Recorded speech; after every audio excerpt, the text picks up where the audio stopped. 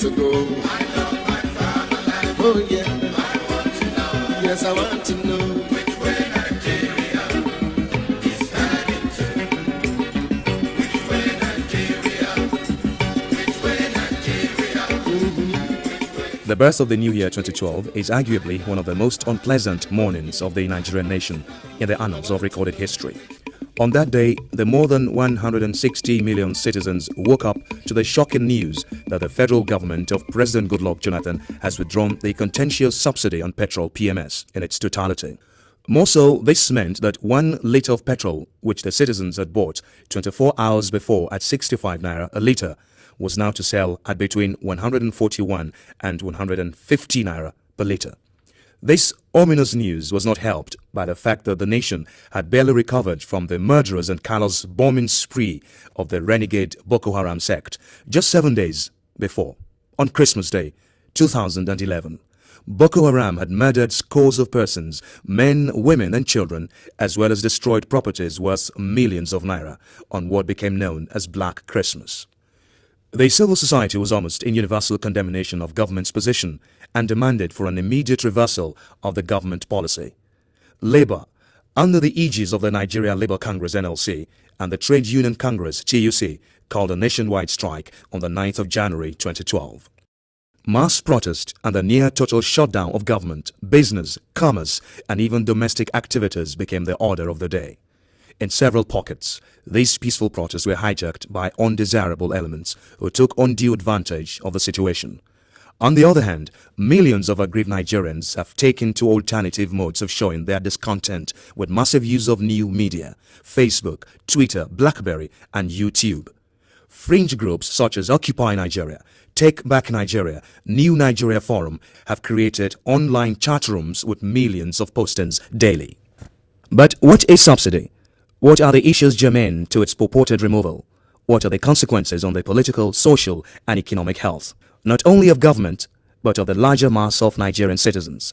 What, in truth, is the economic arithmetic of petroleum product exploration, processing and refining and distribution? In technical terms, what are the processes that straddle the petroleum product value chain, from upstream to midstream to its downstream sectors?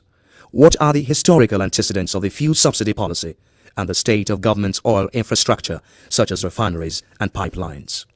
Oil was first discovered in Nigeria in 1906. Oil exploration began in 1937, a year after Shell Dachi was granted the sole right for hydrocarbon exploration in Nigeria in 1936.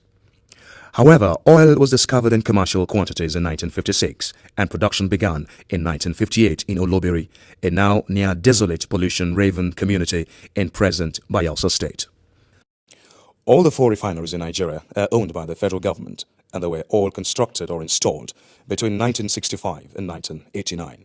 In its advertised Shore program, the present government, in justifying the withdrawal of subsidy, also proposes to build 3 new refineries under a counterpart funding arrangement with the private sector in Bayelsa, Kogi and Lagos states, with a combined processing capacity of 400,000 barrels per day. However, Nigeria's refined petroleum product imbroglio can be readily traced to its inability or unwillingness to make its existing 4 refineries function. The 4 existing refineries are as follows. Port Harcourt Refinery 1, built in 1965. It is the smallest and the oldest of the refineries, with a capacity of 60,000 barrels per day. It was formerly owned and operated by Shell British Petroleum, but was nationalized by the first General Obasanjo administration. It is reportedly obsolete and has since been decommissioned. Port Harcourt Refinery 2, or the new Port Harcourt Refinery, completed in 1989 by General Babangida administration, is the nation's newest and largest refinery, and conceived as an export refinery with a capacity of 150,000 barrels per day. In 1995, the LMA petrochemical plant was built adjacent to the refinery to facilitate the production of polypropylene and polyethylene. Today, its output is a fraction of its installed capacity. However, it is still the most functional of the nation's refineries. However, the adjacent LMA petrochemical facility now lays dormant. It is on record that the last turnaround maintenance was last done at the Port Harcourt Refinery in the year 2000, more than 11 years ago. The turbines and refineries power plants that are meant to be mandatorily overhauled every 3 years were last overhauled in 1993. The turbines have not been overhauled for some 17 years now. The Warri Refinery was built in 1978 when Muhammadu Buhari was the petroleum minister under the Obasanjo military regime, with an installed capacity of 125,000 barrels per day. The complex had an additional petrochemical processing capability added to it in 1986 for downstream petroleum products such as polypropylene and carbon black. However, due to neglect, frequent shutdowns, lack of maintenance and pipeline sabotage, the refinery often manages to output less than 30% of its installed capacity. The Warri Refinery also has the capability to generate 125 megawatts of electricity if running at capacity. Hence, the energy needs of the refinery could be met with the excess energy produced in upwards of 70%, could supply the nation's power grid. In more recent years, however, most operations have ceased and the refinery is in various stages of disrepair. The Kaduna Refinery, built in 1979 and located over 600 kilometers from its supply feed in Escravos, Delta State. It is designed to process both Nigerian Bonny Light and imported crude oil Arab Light, though with an installed capacity of 110,000 barrels per day. The sad story is that the Kaduna Refinery has never performed at full capacity. The refinery also has an integrated base oil manufacturing plant, an asphalt plant, and a lab plant. Except in the first 10 years of its installation, the Kaduna Refinery has been plagued by all manners of problems, including a frequent sabotage of the supply pipelines, technical breakdowns, poor maintenance and management. It witnessed major fire outbreaks on at least 2 occasions in 1997 and 2002. In its best operating years, between 1999 and 2002, the Kaduna Refinery output was estimated to have been around 30 to 40% of capacity. In 2003, the pipeline from Escravos was sabotaged, vandalized and blown apart.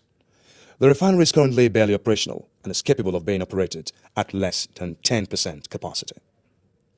With a total installed capacity of 445,000 barrels per day, the nation's 4 refineries, if functional, would have been able to produce and supply 70,750,550 liters of refined petroleum products per day.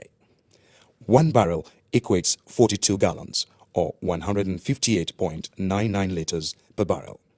In fact, with this figure, we would have no use for importation of refined petroleum products, and Nigeria could sell its excess refined products to neighboring countries. The prices of petroleum products in Nigeria have been a source of contention and controversy, and there is an urgent need to clarify the actual total cost by adding the cost of all components in retail supply of premium motor spirit (PMS), also known as petrol or gasoline. The cost components are finding, developing, producing, refining, distributing, and marketing. The amount of subsidy on the retail price is then determined by the difference between the actual cost and the retail price. The mode employed for this analysis is based on the American Petroleum Institute API method for calculating the actual total cost of gasoline in the US. It divides the retail cost into components such as cost of crude oil, the cost of refining and marketing, and the sum of all taxes.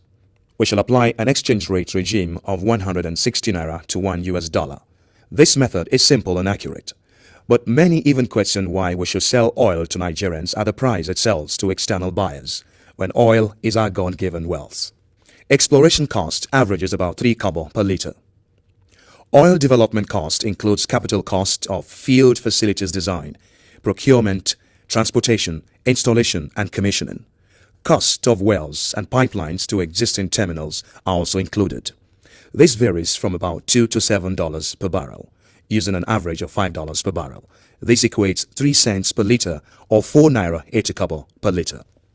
Current 2010 production operation cost of major oil companies indicate a range of $1.5 to $4 per barrel. This includes all overhead cost. This is equivalent to 2 naira 45 kobo per litre. Thus, the actual crude oil production cost in Nigeria is approximately 7 naira 28 kobo per litre. Refining cost. Installed refinery capacity in Nigeria stands at 445,000 barrels per day. Refining cost data from these refineries are not readily provided by NNPC, even when such data is available they are unreliable. According to the former Nigerian vice president in an interview granted This Day newspaper in August 2005, "We have never got correct statistics from NNPC. They will never be able to tell you the correct thing. We have that problem with NNPC." End of quote. To estimate refining cost, we can only rely on international industry data from similar refineries who use the contemporary refining technology known as the fluid catalytic cracking (FCC) process. This is the same process used by most Nigerian refineries. The American Petroleum Institute (API) estimates gross refining and distribution marketing costs and profits at $1 per gallon as at October 2005, using a 50-50 split as established by historical U.S. cost trend. It can be clearly concluded that refining costs and profit per gallon of refined petrol or gasoline is 50 cents per gallon. This value includes the profits of the refineries. However, actual refining cost is lower in Nigeria because labor costs are significantly cheaper and lower in Nigeria. 50 cents per gallon translates to $21 per barrel. We will capture refining cost as $21 per barrel. This is approximately 21 naira 13 kobo per litre. Marketing cost and distribution costs in Nigeria are established by government regulation. The distribution cost is a cost margin allowed for road tankers that transport petrol from the depot to the fuel stations, while the marketing cost is a cost margin allowed for oil marketing companies that operate fuel retail stations. As of December 2011, the PPPRA product pricing template puts the marketing cost and distribution cost in Nigeria at 15 naira 49 kobo per litre. The federal government, through the Petroleum Product Pricing and Regulatory Authority, had earmarked an additional 9 naira 15 kobo as profit margin per litre for local marketers. Thus, the aggregate and verifiable total cost is approximately 43 naira 93 kobo. This has been determined as the sum total of all relevant cost components from exploration, development, production operations, refining, distribution and marketing. This is done via best global practice. Added to this is the profit margin per litre of 9 naira 15 kobo, thus bringing pump price per litre to 53 naira 8 kobo. Therefore, we can conclude that the average cost of the petrol dispensed at retail fuel stations in Nigeria should be 53 naira 8 kobo. From the above, it is difficult to see where the subsidy resides. Empirically, it will not be runners to conclude that government makes a profit of 12 naira per litre on PMS, petrol, at the 2011 price of 65 naira per litre. This translates to a very comfortable 24% profit margin per litre. It supports the argument of those who are of the opinion that the claim of subsidies on petroleum products is not correct. On the other side of the argument are those who believe that there is a massive smuggling of petroleum products across our borders. The Nigerian government claims that Nigerians consume 34 million litres of petrol per day. Most experts, however, believe that between 20 million litres and 28 million litres per day is more realistic. It is also calculated that our neighbors like Ghana, Togo, Benin, Cameroon, Niger and Chad have a combined population of 85.5 million people. Thus, at our current calculations, these countries will consume an average of 18.35 million litres per day. If it is assumed that 50% of the petrol consumed in each of these countries come from Nigeria, this will equate an average of about 9.18 million litres per day. But is it possible for 9.18 million litres of petrol to be smuggled out of our borders every day and the government cannot do anything about it? The biggest fuel tankers in Nigeria have a capacity of about 36,000 litres. 254 trailer tankers will be needed to smuggle this amount of fuel out of Nigeria every day. It is unthinkable that over 250 huge tankers will pass through our borders illegally every day and government cannot do anything about it. Professor Tam David West, a former petroleum minister in the defunct military administration of Major General Muhammadu Buhari, vehemently opines that there is nothing like oil subsidy. Something doesn't exist. So you cannot remove what doesn't exist. I think it does not even exist. It doesn't exist. Nigeria oil is the costliest. So every time they fail, they do something. First they said, when they said increase of oil price, when they said that's too hot, they said appropriate pricing of oil. Appropriate what? Now when they go for oil is the cheapest, so that smuggling is a lie. In his position paper, which is widely available on the internet, Professor David West states unequivocally that during Buhari's time, we had 3 refineries. Whenever there was a shortage of oil, we embarked on offshore processing. If at a time the production of oil couldn't satisfy our needs, we selected oil companies like Shell and others that we would give crude oil to refine abroad, sell at foreign exchange rate and pay to our account. We got quantum of barrels of crude oil and gave to these companies. And after they might have refined it, let's say they got 1 million liters and we needed only 200 liters, they would give us the quantity we wanted and sell the remaining and give us foreign exchange. We only took our fuel back and never imported fuel. Which way to go? A careful comparative look at both the minimum wage and pump price of petrol in Nigeria as against the minimum wage and pump price in other OPEC countries make the government's argument a lot less compelling. For example, with a minimum wage of 95,639 naira, the pump price in Venezuela is a mere 3 naira 61 kobo. Kuwait minimum wage is 161,000 naira and the pump price is 34 naira 54 kobo. Iran minimum wage is 86,585 naira and the pump price is 102 naira 5 kobo. Algeria, with a minimum wage of 55,957 naira, has a pump price of 63 naira 55 kobo.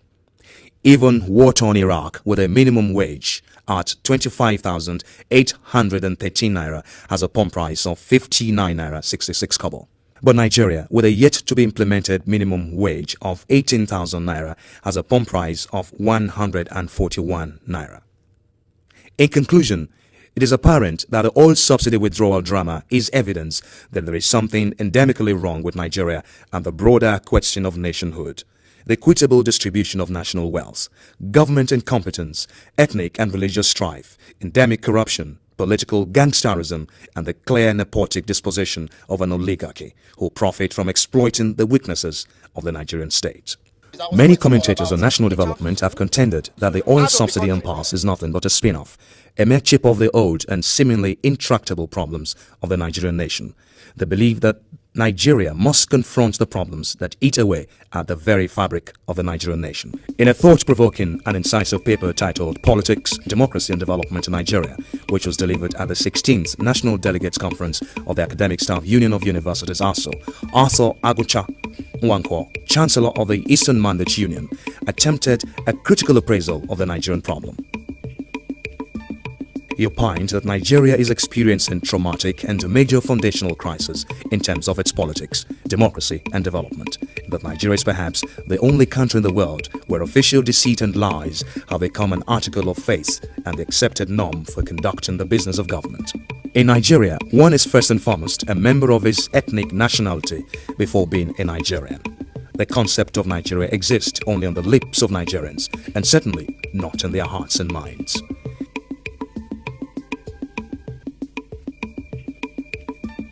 It's a call so clear and strong. It's a call to build our nation. It's a call for everyone.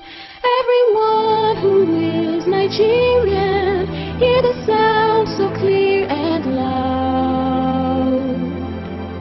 It's the call for transformation. And the time for change is now. The total budget for 2012 is 4.749 trillion naira. This budget is premised on oil price benchmark of $70 per barrel and at 2.45 million barrels per day. The 2012 budget had no provisions whatsoever for fuel subsidy. Thus, there will be zero deduction from federal revenues for fuel subsidy. The proposed 2012 budget deficit amounts to 2.77% of the GDP.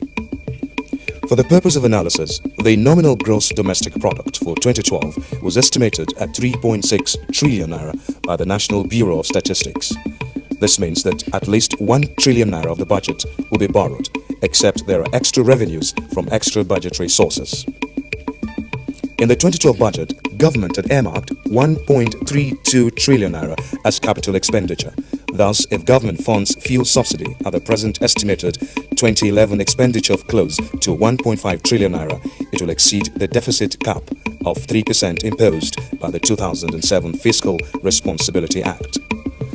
Government have in the twilight of 2011 and within the first few weeks of 2012 made a public plan of action with numerous capital projects under the umbrella of Subsidy, Reinvestment and Empowerment Program SURE. Government has appointed Dr. Christopher Kolade as chairman to oversee the board of the committee responsible for the implementation of SURE. Also on the SURE board is retired Major General Mamman Kontagora, who will serve as deputy chairman. These several capital projects running into hundreds of billions of naira are not provided for in the 2012 budget. They can only be financed via new sources of revenue, which can only be possible if the budgeted 2012 oil price benchmark of $70 per barrel rises considerably, or the naira is drastically devalued, or the naira-dollar exchange rate is allowed to slide further so as to raise more naira for the government to spend. This latter prospect would still be circumspect, as many of the component projects of the SURE program, such as road construction projects of more than 1,326 kilometers, large, medium and small-scale hydropower projects, long-distance rail projects totaling about 3,877 kilometers, as well as 3 new refineries, are most likely to be paid for in foreign exchange and will hardly be affected by a devaluation of the naira or a drastic slide in the naira to dollar exchange regime. As a matter of fact, government will have to propose new appropriation in supplementary budget.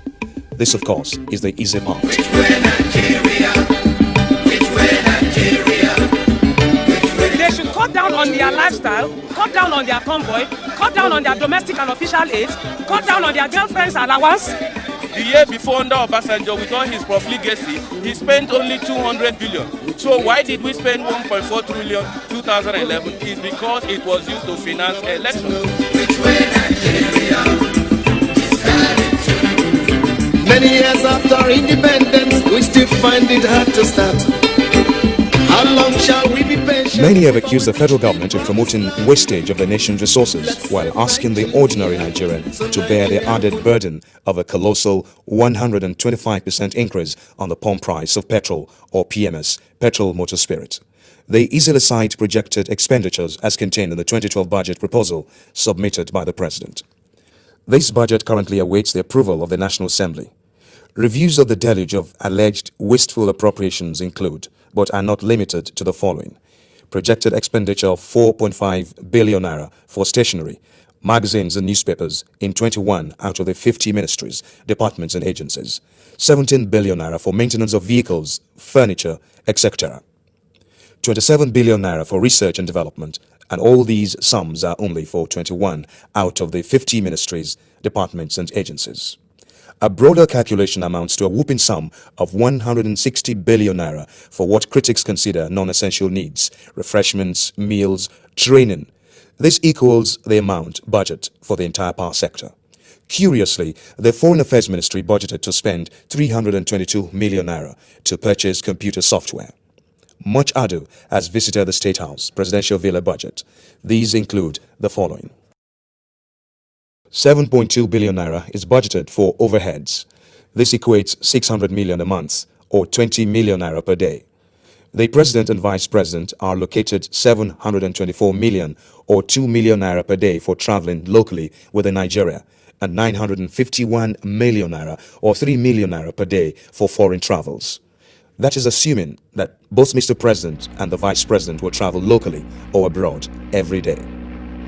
In the same State House budget, critics also query the curious allocation of 285 million naira earmarked as welfare packages, 295 million for new furniture, and a further 1.8 billion naira to maintain existing furniture, office and residential quarters. The Office of the Secretary to the Government of the Federation wants to spend 65 million naira to plant trees, while 150 million naira is budgeted to provide public address system in the offices of both the President and Vice President, as well as the banquet hall. Also of curious interest is the great fiscal disparity between the sums purportedly paid as subsidy from 2007 to 2010 as against that of just the first 3 quarters of 2011. That is between January and September 2011. While a total of approximately 1.6 trillion naira was paid as subsidy from 2007 to June 2010. 1.3 trillion naira was purportedly paid as subsidy between January and September 2011 alone. What must have occasioned this astronomical and exponential rise in the subsidy payment just for 9 months? On the average, this will equate 1.56 trillion naira for 2011 alone, or a mere 40 billion naira less than the combined total of 2007, 2008, 2009 till June 2010. In lay terms, the government claims to have paid out in the first 9 months of 2011 almost what it paid as subsidy for 42 months from January 2007 to June 2010. Going further back, NNPC in its published 2002 operations report claimed that 192.56 billion naira was total cost of imported petroleum products. It claimed to have realized 123.75 billion naira from sales to the public, while 68.81 billion naira was its shortfall or subsidy. Today, that has increased by more than a trillion naira in just 9 years. Many state governors are either in open or tacit silent support for the removal of subsidy. This can be traced to statistics made public by Shaw. By supporting subsidy, the federal government will get an additional 478.49 billion naira. All local governments will share a combined total of 201 billion naira, while the various state governments will share a combined total of 411 billion naira, with states getting between 5.88 billion naira to 44.6 billion naira.